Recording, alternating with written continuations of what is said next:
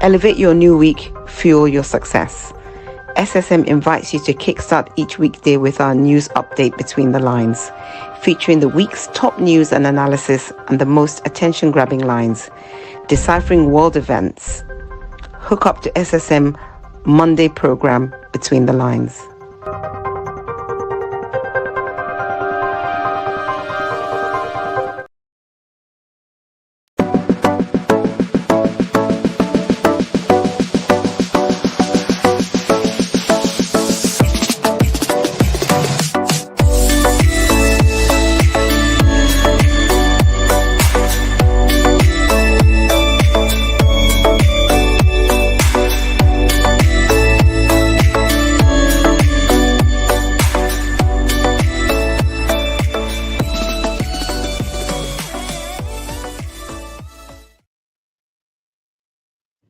Hello, viewers around the world. Good day to you, wherever you may be.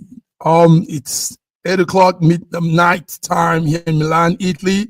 My name is Mike Godwin, and we're here on our first news update for the week. Between the Lines, SSM Between the Lines.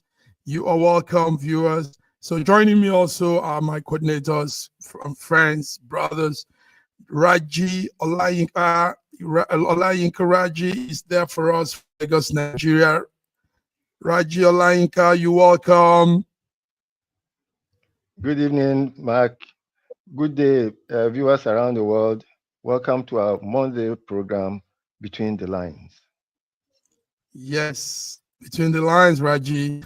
Raji, I know the Ghana election is coming close, and we're still talking behind on how we can have live coverage, just like we had some updates coming from the Ondo election.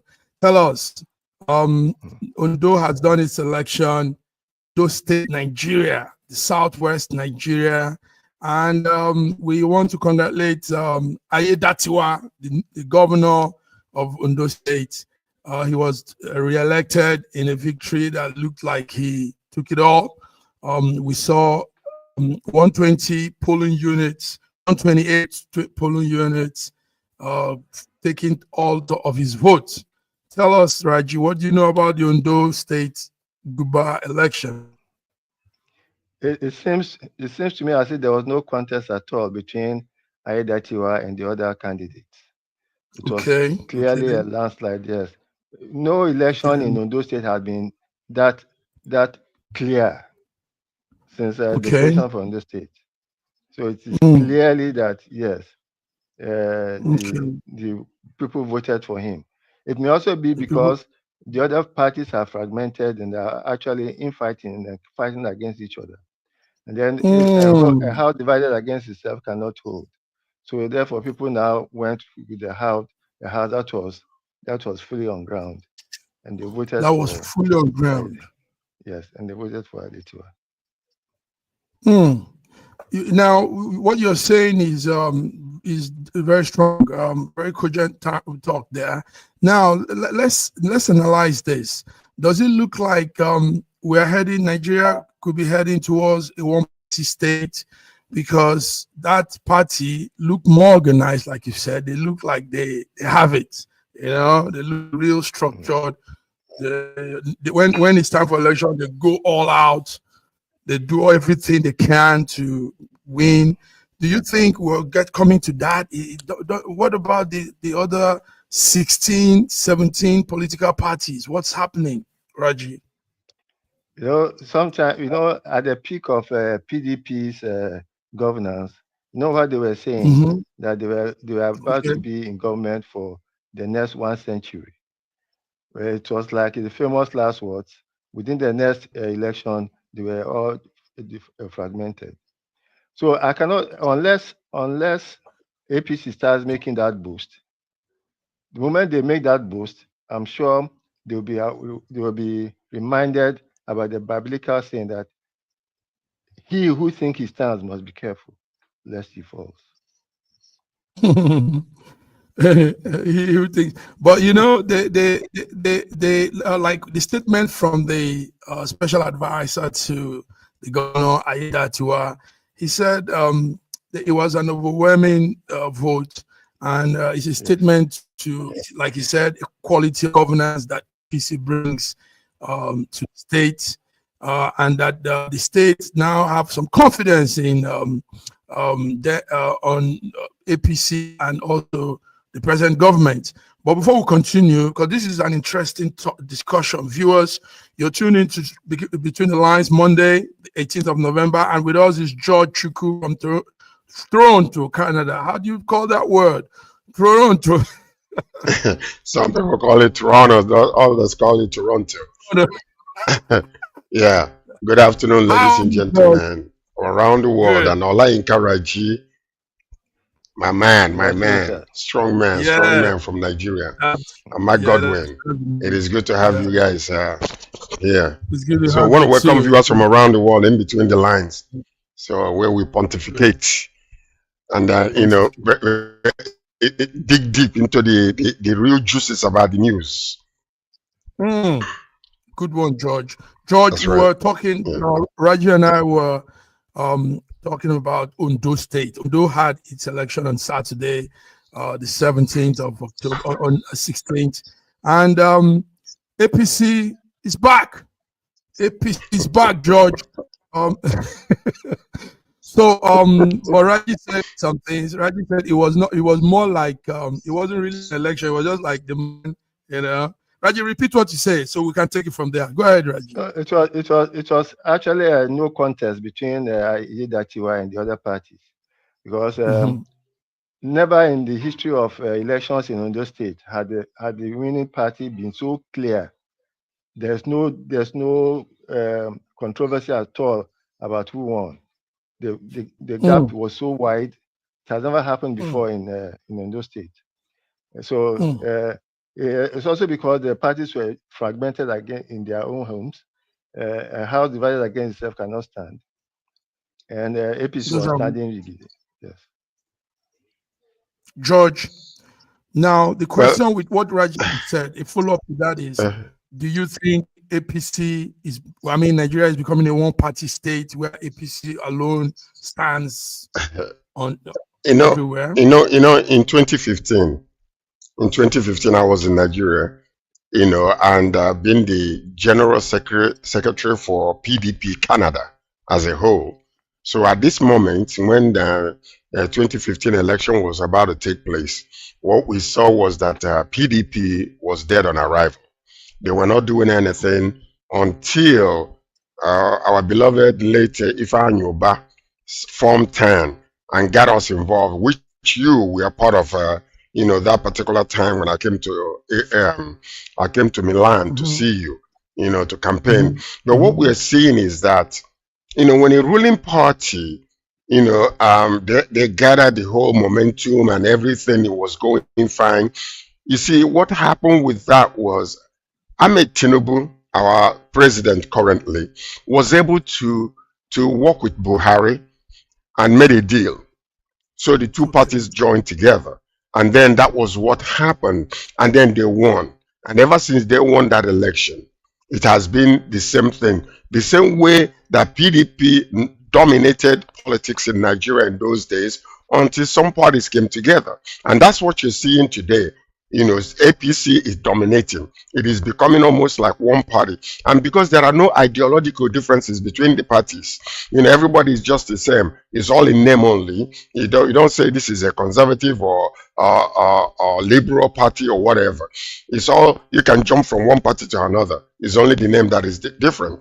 So that's what you're seeing. But right now, one of the major challenges that you see in political arena landscape in Nigeria is the inability of the opposition to come together. And you know, I have said this, you know, repeatedly before. During the primaries, one thing that we know that was for sure was that nobody from the north was going to become the president of Nigeria. And then with that, yes, you know, because it's a rotational presidency, whether we like it or not, it's a handshake hidden, you know, agreement. So, which the Northerners were trying to change, but they couldn't. So now, for somebody who was, you know, from the north to take over the primaries, like for instance, what's his name again? The head of PDP right now, the former vice president. Yeah, for him to even to Atiku to come out and then to hijack the system and become the nominee was nothing but an open wickedness, and they shoot themselves on the foot because he knew that there was no way he was going to win that election, you know, being from the north. And they did not allow the other person to become the nominee from the south. And that is the reason why they're suffering what they're suffering now. Now you see the problem with the factions with Labour Party. You see PDP is dead. I don't care what anybody says. The only time you can see a force that will be reckoned with in Nigerian political landscape is for all the opposition to come together and form one major party outside of PDP, so that they can at least, you know, have a say-so in that arena. But if not, APC will continue to rule. This is what you're seeing all over the place. Whenever there is a state election, anytime there's a state election, you see the whole entire Senate, everybody, they rush into that place to make sure that they hijack the election. That's it. That's what it is. Yes, that's what we're saying. Okay, Raji, we had 4 major candidates also, apart from Lucky Ayedatiwa. We had Agbola Ajayi, the man you're seeing, one of the men you're seeing there. We had Ayodele Olufemi, Olorunfemi. We had the other man also. Now, does this mean that somehow the Ondo people are stuck with this? I mean, can they say, let's have a change of style? Because this man is still carrying the same political plan of the late principal. Raji, what do you have to say on this? Because what we saw really was an overwhelming vote. 1.7 million voters, and in fact, half of that number just went with APC. Tell us, Raji, what do you say? See, the only time when there was a real shake-up in Ondo politics was when Mimiko formed the Zenith Labour Party and used it to win the election. Okay. After that, it has been a ding-dong affair between PDP and APC, and so far APC has been winning. So it's not a matter of being stuck or anything. Until there's a powerful person who comes into a party. You know, at that time, ACN and Zenith Labour Party, where Zenith Labour Party was only active in Ondo State, but they still won the elections. And it depended on that is strong enough to override. Another issue that you will see, another issue that I want you to pay attention to is the reduction in the percentage of people that are coming out to vote. The public is disenfranchised from the very, you know, the onset from the presidential election. You start seeing the number of people that are voting going down and down. It's only about 20-something% of the people in that state that voted. About 23% or there or 28%. Can you imagine that in a state? No, sorry, sir. There's no disenfranchisement. There's voter apathy, which is, there are two different things. No. Voter apathy, where does it come from? It comes from people being disenfranchised. If you don't think your vote will count, why would you go and vote? Let's bring in our diva from Turkey. Let's bring in our diva from Istanbul, Turkey. Yema Benson. Yema, how are you? It's good to see you this evening. Is it evening there? Yema, unmute your phone. We can't hear you out. Okay. I'm sorry. Good evening. Thank you so much. Good evening. Good evening, viewers, and good evening, Sir George. Good evening, Sir Olajinka. Good evening. Nice to see you. Thank you so much. Yes, George, you gave us some good statistics there. Okay, go ahead. Yeah, but what I'm saying is, where does voter apathy come from? It comes from when you don't think that your vote will count. It comes from you possibly, like when you go out there to cast your, to cast your vote, and then all of a sudden you're beginning to see some mago go through like what we saw with the presidential election. Would that, motivate you to come out and vote? No, it does not. So, and that's where the voter apathy comes from. That is what is that? What do you call it? That's not disenfranchisement. Define it for us. When you are not even allowed to vote. No, don't let me. Okay. Oh, there are levels of it. There are levels of it. All right, there are levels of today. Yes, it's a full house today. Also joining us from Moscow, Russia, is our big man, Dr. Gordon eBay. Dr. Gordon, how are you? Fine, thank you. Thank you for having me. Thank you viewers for tuning in. Let's do it again.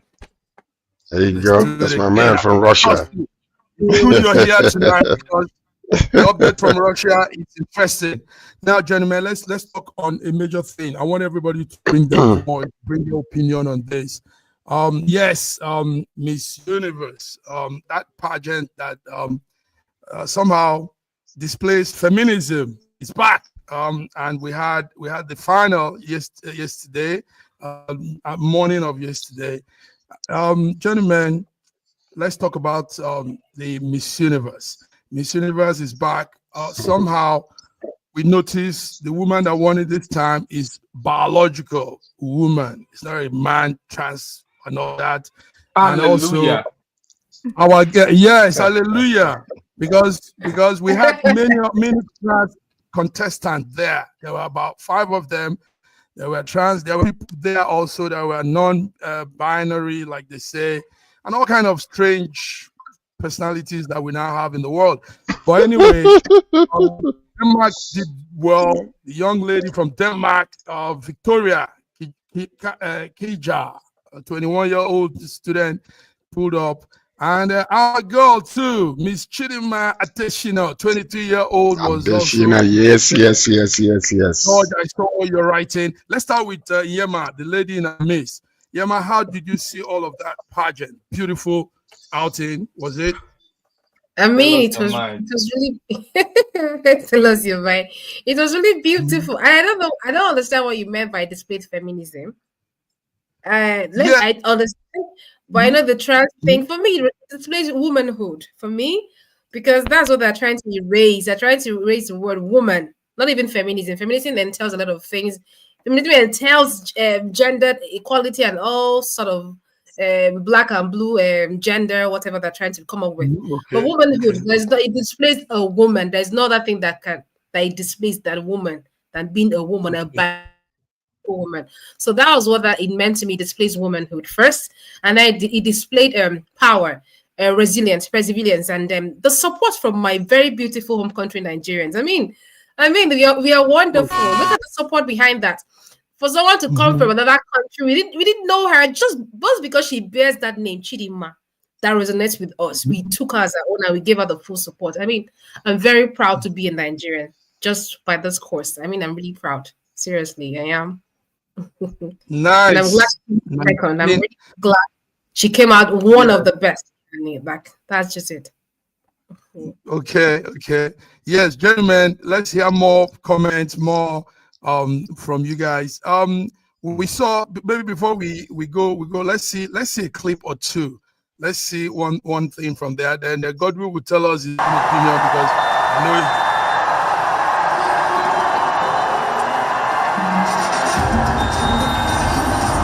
So that's the final selection, and there you go with the Spanish girl Victoria and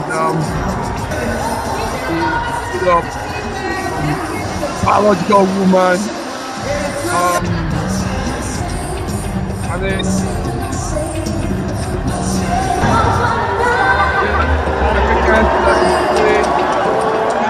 newspapers, everyone is talking about it because I worked so hard. I worked so hard to reestablish a name. And for me, making history, standing here today as the first ever woman from Denmark to win the Miss Universe title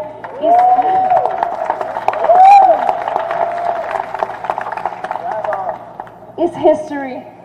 And I know that both Denmark and Europe in general is going to be so proud. All right, gentlemen, let's not. So tell us, Godwin. Biological. Before I make my comment, I want to say something. Was it only women that contested? Because I didn't notice any. Was it only women that contested, or there were other genders? No, it was some trans. Some genders that also claim to have trans into. Okay, women. Then I congratulate Chidima, but at the same time, I think she wasted her time, in the sense that I would, if I were her, I mean, she did fantastically well. She deserved to win. But if I were her, I would just go to the microphone and say I identify as the winner. That's it. I mean, it's madness. Honestly, I wouldn't see any need to compete. Because it's basically there. Yeah, thank God I'm not there. I will just go to the mic and say I identify as the winner. But it's good that through many people watch the beauty pageant because they want to see real feminine beauty, real womanhood. They don't come to for something political or for human right or which right. It's not why people come to see for the pitch. They come to see beauty, to appreciate God's handiwork and God's brilliance manifested in physical form. And it's also a thing of joy seeing that that was achieved, and at the same time women were not cheated in the process, because I think they know better what they want. I think that Chidima did very well to be able to still come second despite the different the conditions that were not as fair as maybe as it should be. So I congratulate her dearly. And I really hope that women will be able to speak up and stop, pretending to accept everything, even when it's like you're rubbing, inequality on the face. They should speak up and say they don't like it, and they want their sport to be what it is.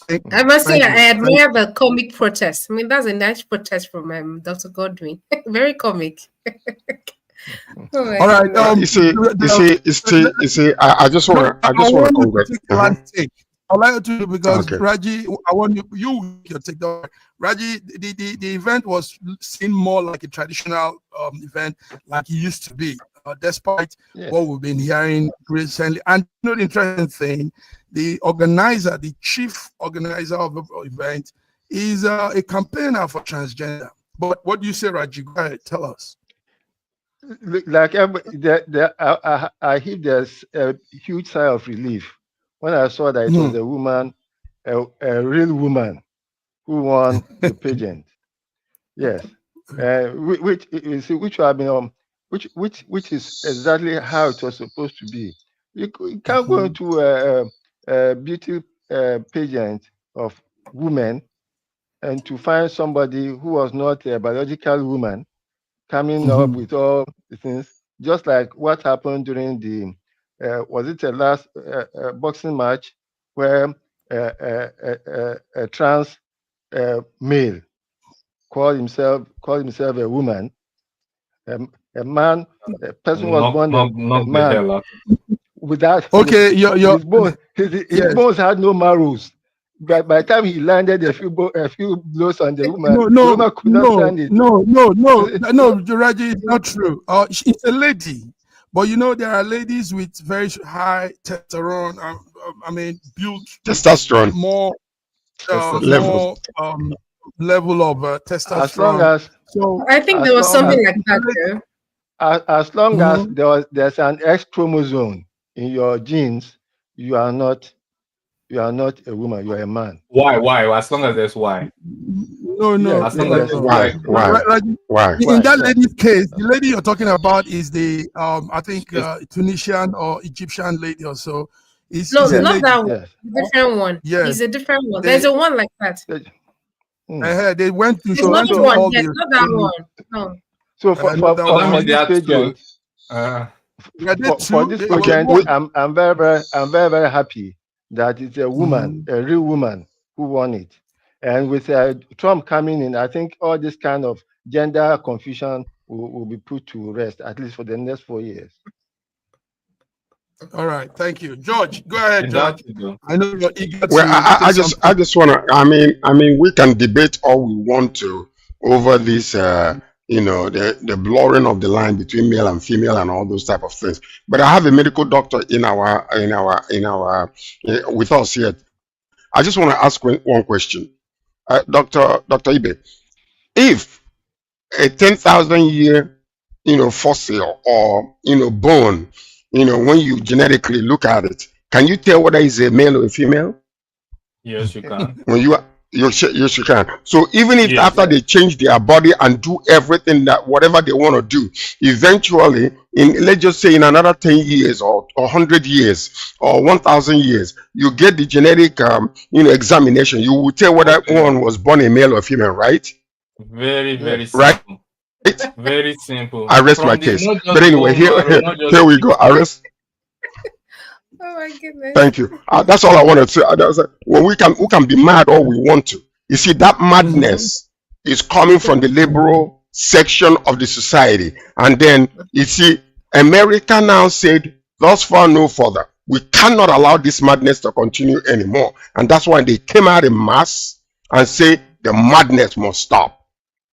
And I hope that them being the leader of the free world, that others can, glean from what that happened over there, so that even the liberal parties can come a little in the middle, rather than becoming stupid and tangent like they have been, accepting everything that comes as a way of life. It is unacceptable. I'm so sorry, but congratulations to Chidinma. But the portion where I want to focus on is South Africa. Yeah, I wrote a little piece about shame on South Africa. You people. Yes. I saw your piece. I read your piece. Yes. A beautiful piece.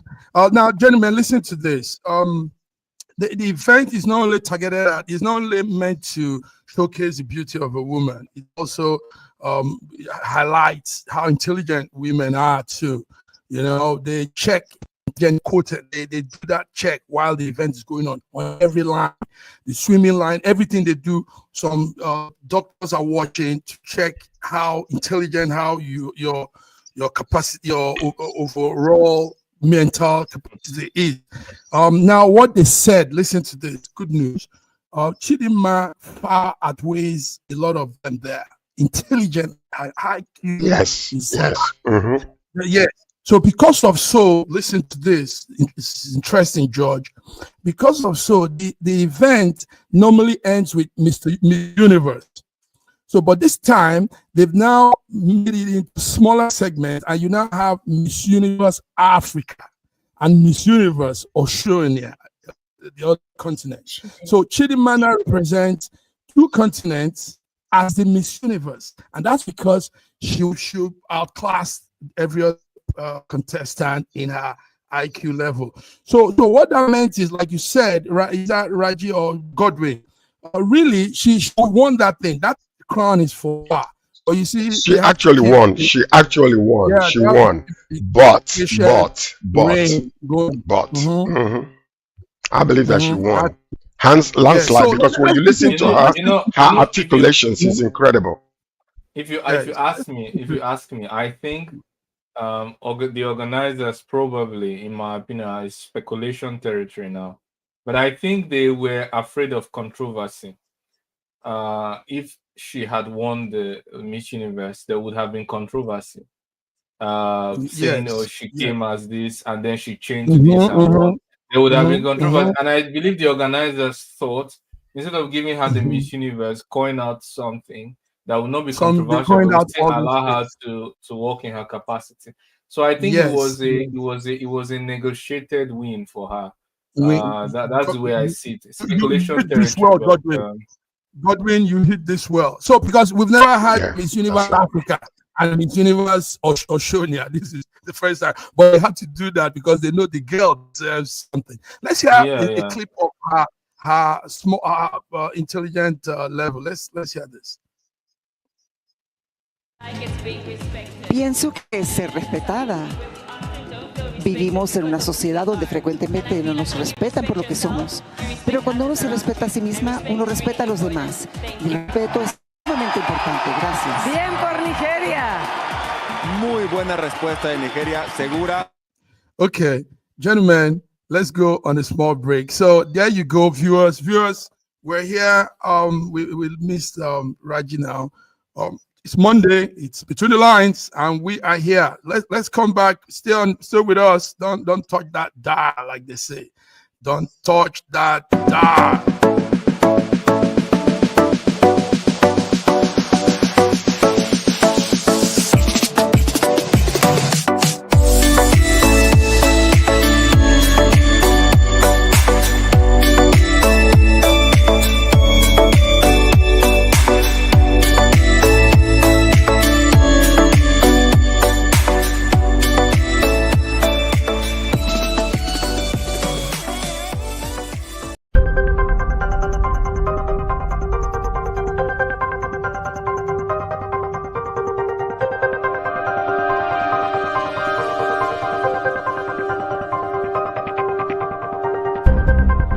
Elevate your new week, fuel your success. SSM invites you to kickstart each weekday with our news update Between the Lines, featuring the week's top news and analysis and the most attention-grabbing lines, deciphering world events. Hook up to SSM Monday program Between the Lines.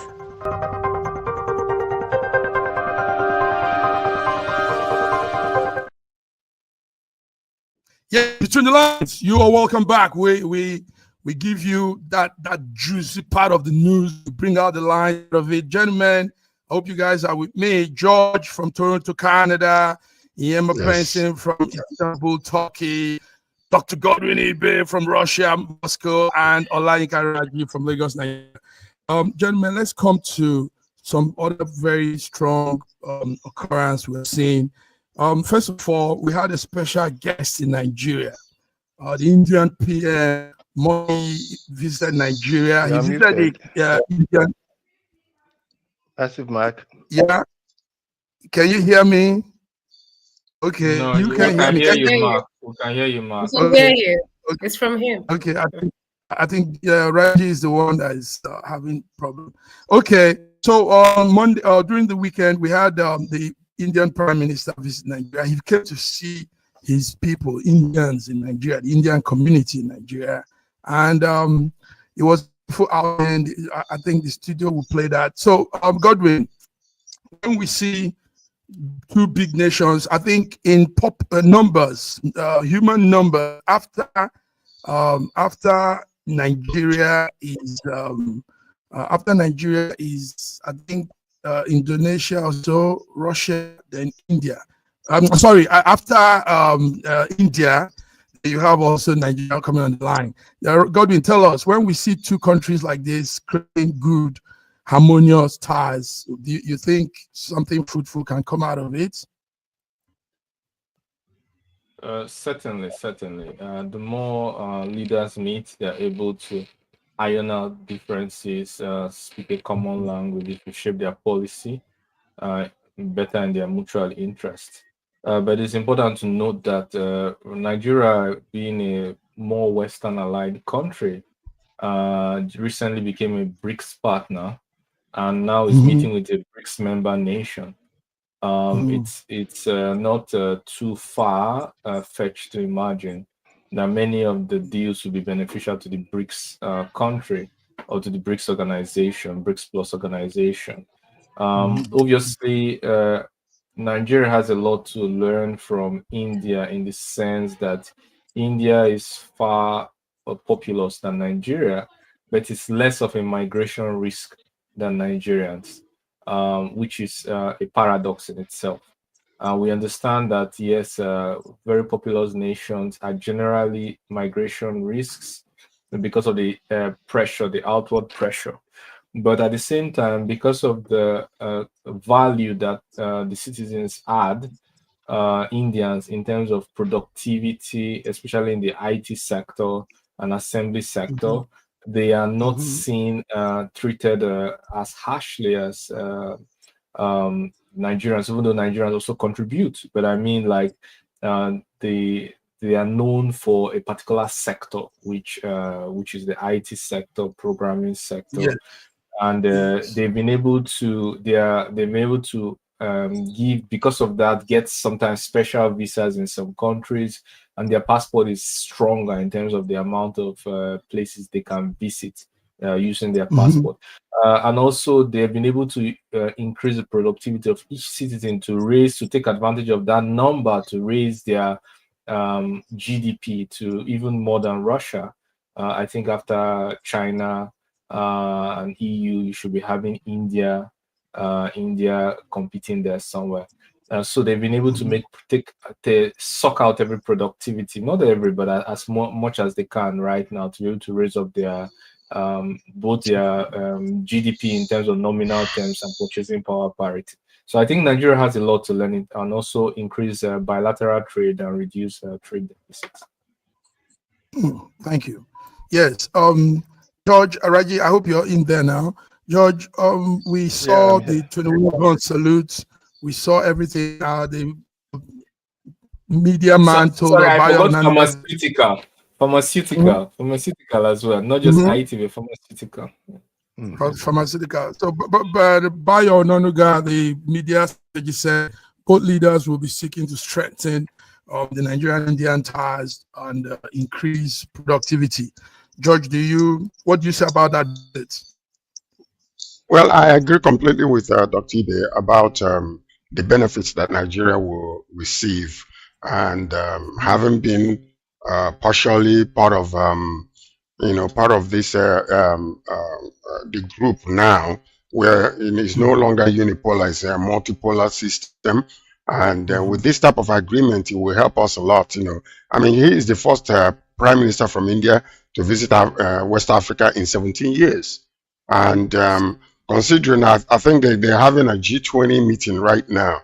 So that particular meeting, the visit was a preemptive, move, and it was a very powerful one. And then Nigeria honored him with one of the best, the highest, what do you call it? The highest honor. The commander of I think it's called the commander of the Grand Commander of the Order of Niger, that was given to him. So it's a very good gesture, actually. But it makes a lot of sense because, India is one of the highest exporters of rice right now, which is one thing that, if all things being equal, we could actually negotiate, as being part of the BRICS right now to have, have a business collaboration with them. But a few years ago, when India was rushing to Nigeria, Nigeria was the place to be then. But all of a sudden, we see the shift now. It is a paradigm shift in the whole economic warfare that is happening around the world. All of a sudden, India is becoming I think their population now is the highest in the world, above China. Okay. So now they have a lot to do, and this prime minister actually has done so well for India, whether we like it or not. You could see the kind of respect that he receives around the world. It's almost like he is the leader of the world right now, if we want to call it so, because of the way that he's managed his country, positioned his country, and then all of a sudden, the respect is very high. So I really am thankful that this kind of meeting took place, and eventually it might help us a lot. And we have a lot to learn, like Dr. Ide said, a lot to learn from them. You know. Thank you. Before the lady comes in, Reggie, tell us, what do you have on this visit? I think the visit is more in favor of India than Nigeria, because Nigeria is now is an open market. And if you look at the pharmaceuticals, as Dr. Ibe mentioned, almost every product, every pharmaceutical product now you have on any pharmacy shelf now is probably from India. So India sees us as a very big market. What Nigeria can learn from India is the process that they took right from independence, when they blocked all import of machineries and vehicles and everything that can be produced in India from coming in. As of today, if an Indian is going back to India with a PC that he bought anywhere, there is likely to sell it before getting to India, because the amount of duty we pay on that personal item is almost the cost of a brand new PC in India. So I hope Nigeria will be able to learn something from India. So, okay, let us stop importation of anything that we can produce in Nigeria. Let us stop that. That's a very good idea there, because you remember what just happened recently with Elon Musk.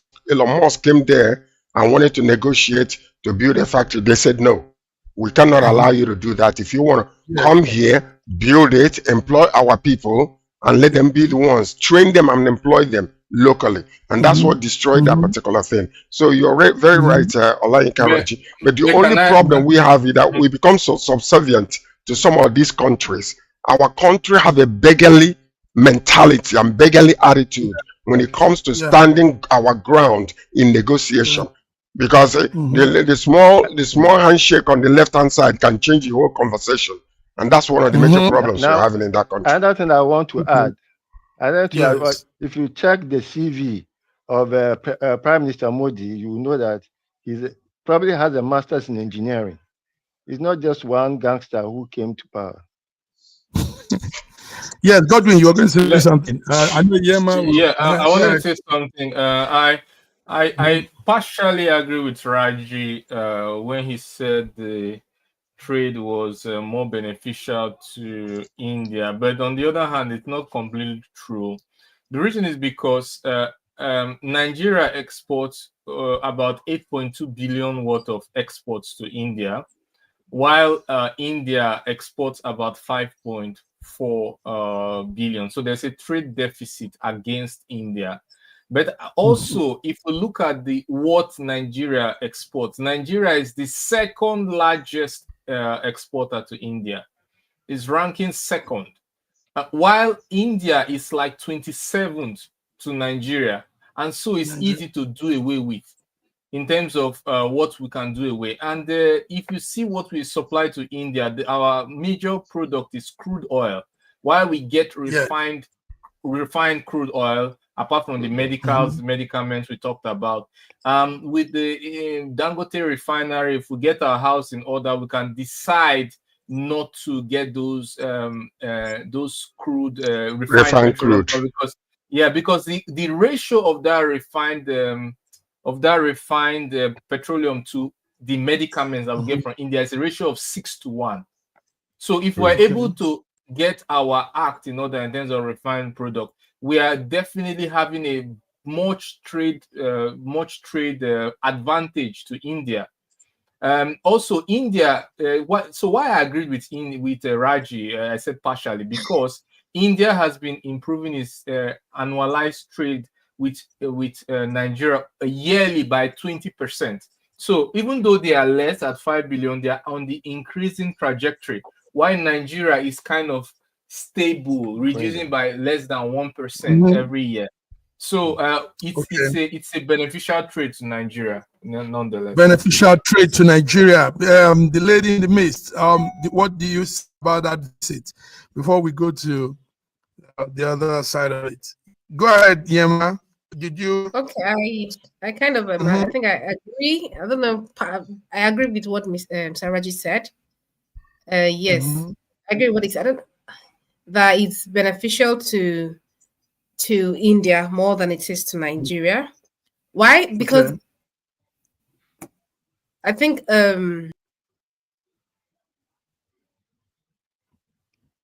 she took herself out. Yes. Okay. Well, you see, before she comes in, you see, sometimes when you look at things from a face value, it might look a little bit, screwed. But what Dr. Ibe is bringing are facts, statistical facts. It's not about what looking at it from a face value.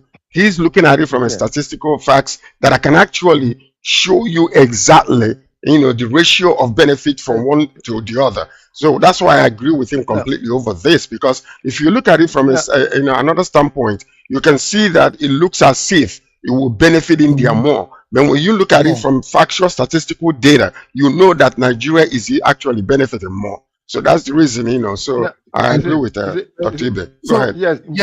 You see, both aspects are true. You see, when you look at the details, you see that India is exporting to us finished products. We are exporting to them mainly raw materials. We need to put more value in the things we export. And we need to stop importing all the things that we can produce ourselves. Yes. Okay, let's just do a small one on this. Yes, your judge started. The G20 summit is ongoing, and yes, India, Nigeria are there. In Brazil, gentlemen, what do we expect in this G20 summit? We know this most times it's just too much talk, like Godwin will tell us. We don't see much on the impact of the people, the citizens. Don't see more. Let's see a clip of our president arriving with the wife right there.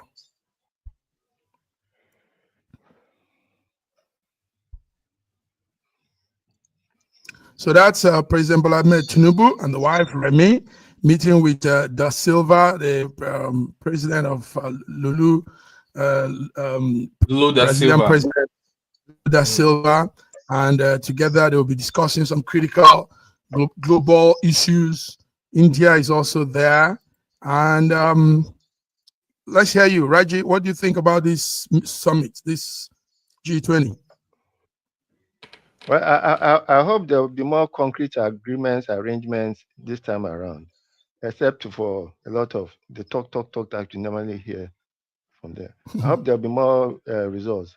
I actually don't know the details of the agenda of the meeting, but I hope it will come out with more beneficial results. Yes. Result. Okay. Yes. Go ahead, George. What do you think of this meeting? You think? Well, I mean, we really can't.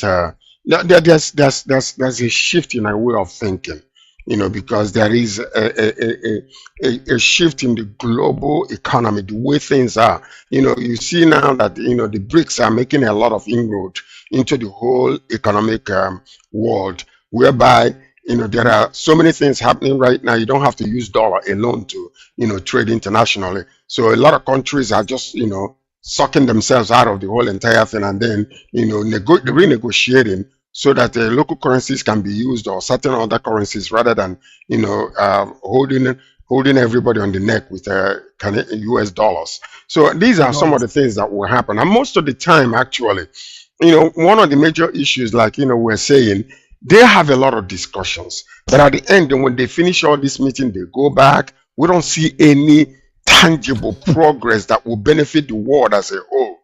So you ask yourself the question, since they started all of these things, I know this particular meeting now, January or whatever you call it, it is about them agreeing on anything that they have negotiated in the past, and then they can put a stamp on it, and especially with what the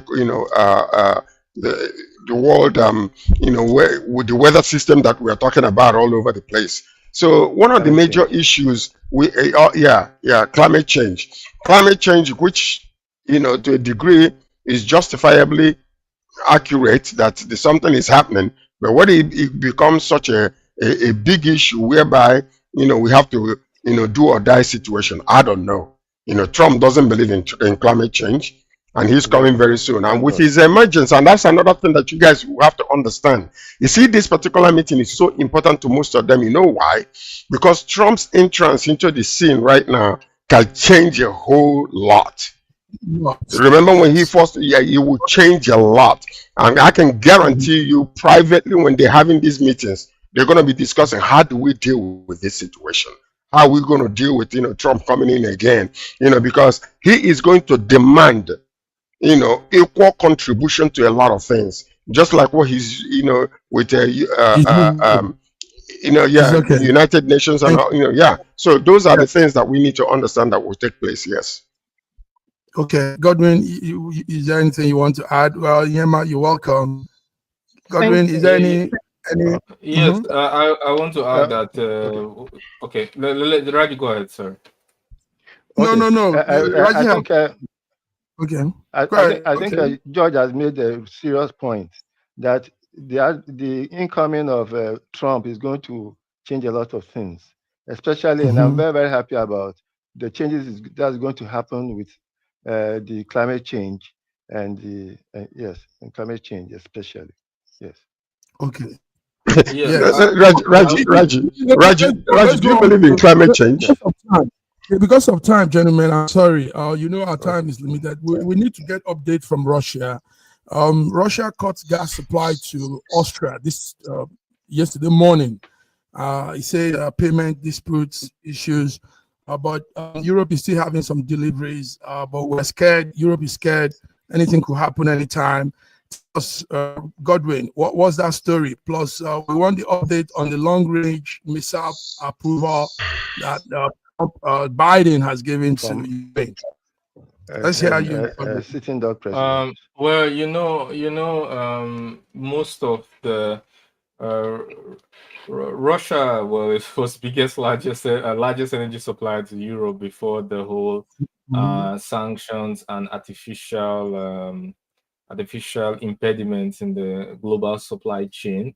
Russia usually is willing to take some credits, to give some loans, or to give gas at some credit. They are ready to suffer some losses or to give you some credit for a while. Sometimes are ready to accept delayed payment, but when they run out of patience, then they cut it off. Russia doesn't cut off immediately.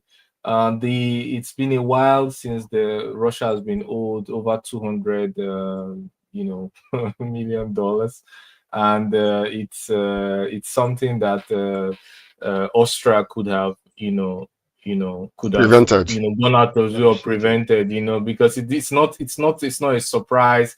There was an arbitration process against Gazprom.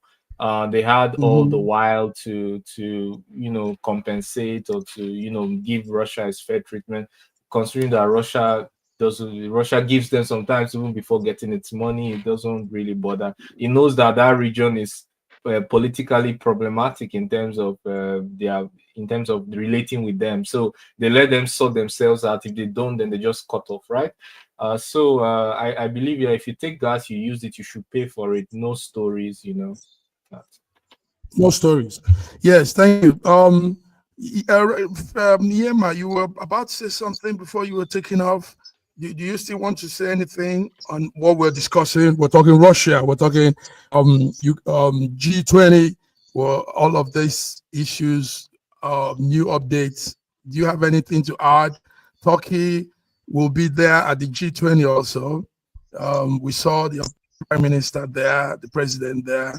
And what do you think could impact on the country, Turkey? I mean, my country is Nigeria, not Turkey. I'm just country is Nigeria. So I'm much concerned about what my president is going to say there. I'm much concerned about. I hope we don't get to hear memes flying all over the place. I mean, that's where we discuss where things seriously affecting the world have been. I hope there is. I hope Nigeria will be affected positively if that makes sense. That at least the wars the important issues. Do we really have climate problems in Nigeria? I doubt. Aside that, we need the British to leave Nigeria so we can just progress a little bit. I mean, I just wish I know it's out of point, but I just wish there'll be that our president will be able to say something that will affect a change in Nigeria positively. I mean, that's what I'm just most concerned about. Okay. All right, gentlemen. Yes, the update this evening is Biden has approved Ukraine to use long-range missiles. And this we know will escalate more tension in this whole thing. George, Biden is trying to scatter things before Trump comes in. I don't know. You see, because what is going to happen right now, we're already talking about the possibility of Trump coming in and actually discontinuing any type of financial aid to Ukraine. This move is a very unwise move, if you ask me. The reason is that it will escalate things more. And, you know, the bottom line effect of everything is the masses around the world. When this war started, I know how much gas was at the pumps. But immediately the war started, everything just changed. And up until now, it is still happening. So one of the major problems is we're trying to de-escalate rather than, you know, escalate this entire thing. We're trying to find a way to mediate and stop all these innocent people dying unnecessarily. You know, and then all of a sudden, you know, before he leaves office, he wants to do this. I'm not quite sure that I understand the reasoning behind it. You know, we ought to be finding a way to negotiate and put things together. But anyway, you know, thankfully Trump is coming in. Hopefully he will have a positive angle to this to, you know, de-escalate this whole entire thing. If he's able to. Say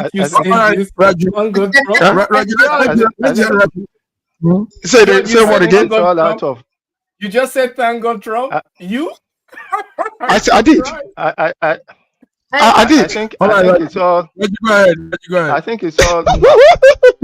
I think it's all out of anger and frustration. You know, when an old man is frustrated, he can do so many things. His time is limited. It's over. I was gonna crack a joke with you right now, but let me just leave it alone because your granddaughter that loves me might get upset at me. Biden is just frustrated. He's just frustrated. He's also so angry about Trump coming back in, and he's sure that Trump is going to stop this silly, childish war that he started. We hope that he's able to, because this thing is deeper than sees the eyes. Let me ask he can. Trump can. Yes, let's have Godwin. Dr. Godwin. People, because missiles were fired and shot during the weekend, and this will provoke Russia. Yesterday night as well. Most of the energy infrastructure have, in fact, Odessa is blacked out totally. Odessa seven out of 9 nuclear reactors were turned off yesterday, and Ukraine has warned all citizens that the winter will be very tough. The citizens are really suffering, like Sir George said. In the last NATO meeting, one of the senior commanders said the reasons we didn't go into Ukraine is because Russia is a nuclear power. This was his statement. Meaning, and that has not changed. The point is that they pumped this guy up just to leave him high and dry. You know, at the end, let me reiterate that what the news article retracted the publication where they said they gave Ukraine authority to strike deep into Russia and change it to 50 kilometers within Russia. That means the Kursk region alone. But in any case, it's going to escalate. It's going to cause escalation. We already see how all the energy infrastructure are being destroyed. 1.5 million Ukrainians are dead. Zelensky is thinking of reducing under severe pressure from the United States to reduce age of conscription to 18 years. He has tried to refuse to do that. He has been pushing back against it. But imagine reducing the conscription age to 18. Just imagine, will there be only underage people in Ukraine? It's very, it's apart from the political elite, of course. Will there, for normal people, will there be only underage people in Ukraine left? It's really, really sad. I hope that common sense prevails and they come to negotiation table. And this is coming at the back of the effort of the Arabians, the United Arab Emirates, to strike a deal between Russia and Ukraine to prevent the attack on the energy sector. It was rebuffed by Zelensky, and Putin has shown that, well, but listen to this, gentlemen. Listen to this, gentlemen. Zelensky on his side responded that missiles, he said, he used the term like this. He said missiles speaks for themselves. So what he's saying indirectly, what we news people were reading in the lines is Trump could, Biden could say this and it might not be done. You know, that the permission might not be given. So because he says missiles speaks for themselves. So it is when he actually begin that he knows the man has said it. Yeah, so exactly. let's put our hands crossed and hope that it doesn't happen, because at least takes us to nowhere.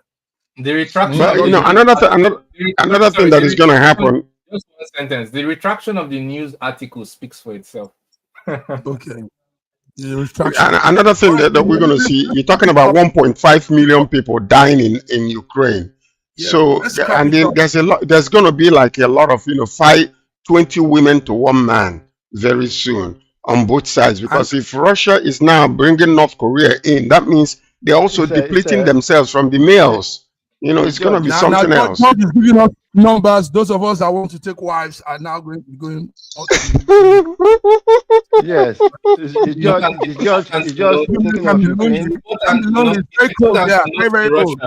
It's important to note that, George raised a very important point, but it's important to note that Russia isn't doing general mobilization. Russia is working mostly with volunteers, people who volunteer to fight the special military operation. So there is no general panic in Russia, no, fear of being mobilized. Anything. Everything is So it has not reached the pressure. The pressure hasn't that reached level. So it's, we got it talks about the losses. All right, gentlemen, good one. Thank you for that. We all stand together in this one. I see all of us unitedly saying this makes sense. Biden, if you're hearing this, if any of your men are hearing this, this makes sense. Stop any missile, anything. Stop this war. Stop everything. Let's move on with good life. One thing, what started this war? What started this war was NATO trying to bring Ukraine in. What I'm thinking is to have peace among us. Let Russia return every territory that they took, and let NATO don't come to Ukraine and trying to bring them in. I believe that everybody can live at peace. Okay, you can't come to our border. Ukraine is part of our brothers and sisters. So let's just deal with that, just in what happened to you with Cuba and the United States of America. So that's what I think we should have. Let's just sit down and, even an old lady, an old man can just do this. All right. Just return back every territory that was captured, and they just, call this. There's a problem with this solution. Going with Sir George. Just 1 minute, please. Okay, go ahead. Okay, go ahead. Going with Sir George.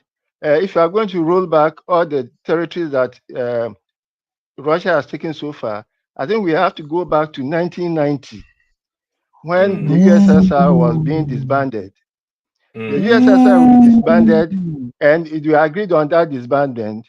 Pari passu with the disbandment of USSR should also be the disbandment of NATO. I want to also, you're trying to complicate issues. You want to make it a very simple, when the war started, what started the war. Raji spoke out of my mind. I want to say, can I speak, please? I want to say, I want to build on what I want to build on what said. It is not just the Ukraine joining NATO that started the war.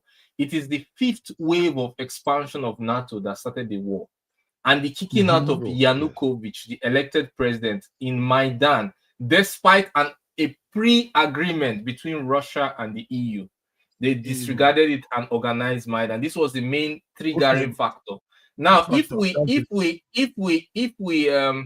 we want to returning territory for Russia is a red line because Russia has paid blood for it. It's a no-go area.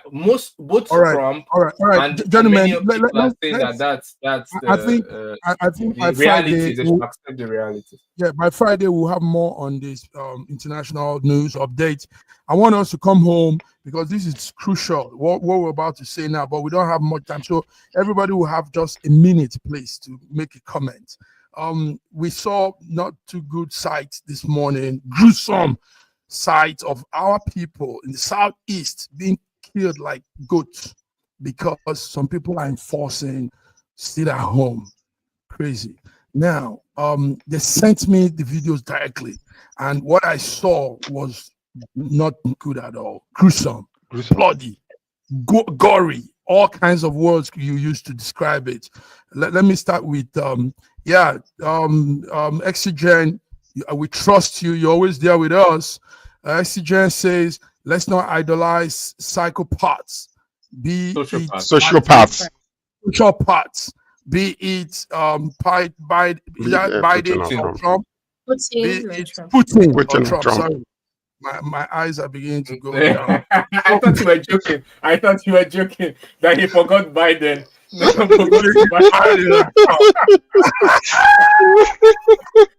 I thought you were joking. The state is in bad shape. Imo State is not doing good. Tell us, what did you say? It's not only Imo State. I think it happened also in Anambra State. It happened in Abagana and all the surrounding areas.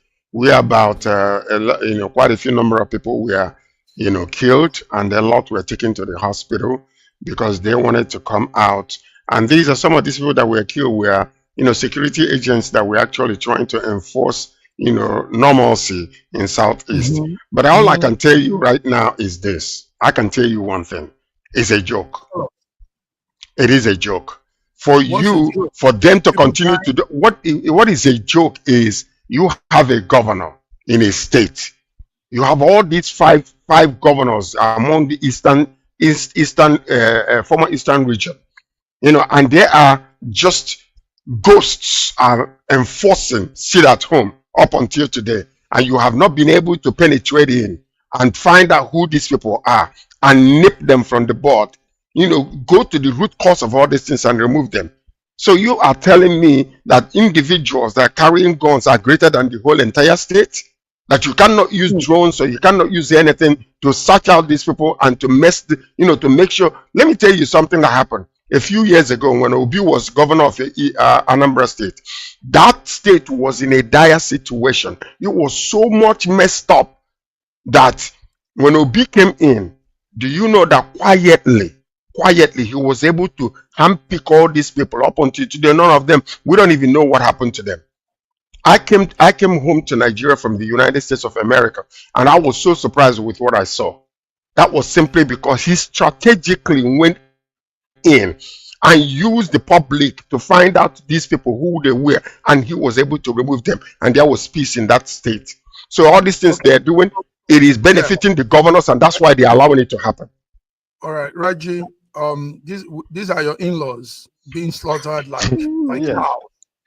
What do you people? Like they say, if insurgency lasts for more than one day, then the government may be involved.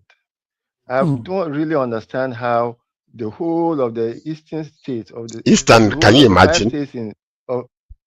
The whole of the place. Every Monday, there's no market, no sit at home on Monday. So you have 3 days of weekend: Saturday, Sunday, and Monday.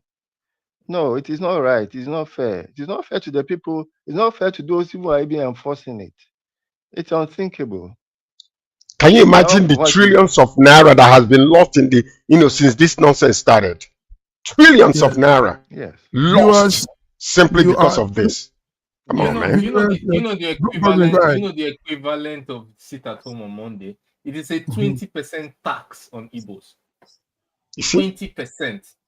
1/5 working days is equals to 20%. You are imposing a 20% tax on the economy of Igbo land. It doesn't make sense to me personally. I understand. Yeah, Mondays are usually the busiest. And usually the busiest because Saturday after the weekend, that's when it is supposed to be. What will you say, Yema? How do you see this? I mean, usually, like Sir just said that. I mean, Laji said that it's benefiting the government, and I agree with that. There is no way that the government do not know those who are behind it. Just like dear, what's his name, was going to the forest, to the Zambeza forest to feed the Boko Harams.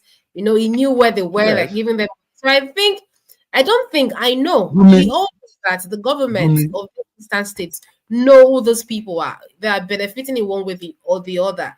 Whatever it is, that the money from the admissions and whatever they're benefiting. So they know about this, and it's quite sad that those that are affected are the innocent people who are just looking for how to make means for themselves and their families. So it's quite sad. And if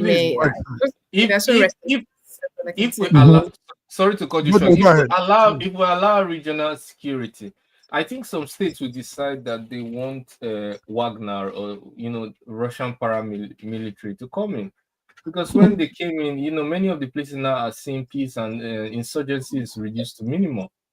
If the US is not able to provide us, which we are, the Anglo-Saxons, which we are more closely aligned with as of today's reality, are not able to provide us or work together with us to provide to put security, then they should give other people the options to do that. And I believe that Russia will be able to guarantee security in the East if given the chance. So they should try to. You remember? Do you remember the guy who said, "If you guys will not give us security in Lagos, if you guys will not give us security, maybe we'll call for the IPOB to come and give us." And the guy is still locked up until today. So please be careful, because these people are crazy. I don't know what it is going on in our country, and all of a sudden they're saying, they want Russia to come and take over. I'm just saying, because you remember that man is still in jail. Let me say this to our viewers watching and to you guys. You are secure in your speech because you're covered in the European freedom of speech, and you are secure in any utterance you make. So don't be afraid. Say anything you want to say. SSM is wired to Brussels, and none of you can get hot, be detained for your expression. So, but on this note, let's come on Friday and talk more on this. On Wednesday also, there's something that happened in Dar es Salaam. There's something that happened in that country, Tanzania. People died, the building collapsed, and many things happened there. So we'll come more on this on Wednesday. Thank you, George, for coming around. Thank you, Godwin. Thank you, Raji and Yema. We've done it. We've gone ahead more than the time. And thank you, viewers connected. Oxygen is always there. He's always there. Make the government hear you, Oxygen. The state needs their own law enforcement agency. That's it. Agents. Thank you. Thank you. All right, guys. So let's go on and have a beautiful week. Have a good day. Until we come again. Have a beautiful week. Thank you again. Bye. Thank you. Bye.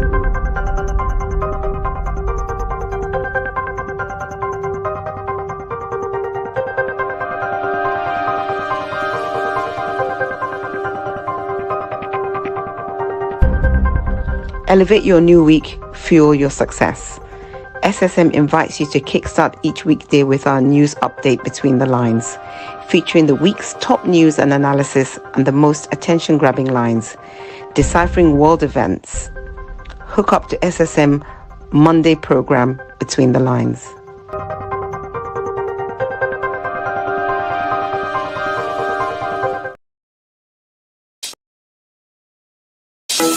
In a world where news flies around every minute, you need the ability to relate and connect with what matters and stay up to date. Schengen Story Media News Echoes program is Africans in diaspora and at home's leading English news network. one of the most trusted, respected sources for news updates